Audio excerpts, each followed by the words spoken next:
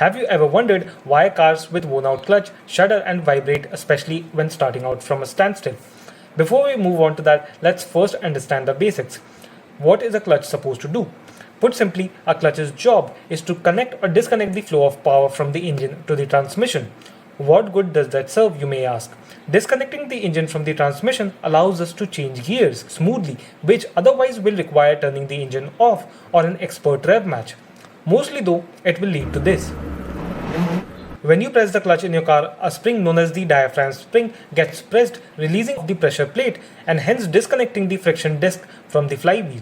When the clutch is released, the pressure plate or the clutch plate presses onto the friction disc, connecting it to the flywheel again. However, this process of power flow from the engine to the transmission isn't as smooth. Think of adding a block of ginger into a mixer jar that is already running. It is going to be violently tossed within the jar. Similarly, the power flow isn't smooth here, and it is made smooth by coiled springs that you might have seen on friction disc. These springs dampen the vibration that results from the engagement of the friction disc with the flywheel. In case of a worn out clutch though, the friction disc, instead of rotating in sync with the flywheel, slips every now and then. This leads to a relative motion between the two. It's like running in sandals with a sweaty feet. This cycle of engagement and disengagement due to worn out friction disc leads to inconsistent power and hence the vibration one experiences in a car with a worn out clutch. I hope this explains the uneasiness of a car to pick up with a bad clutch.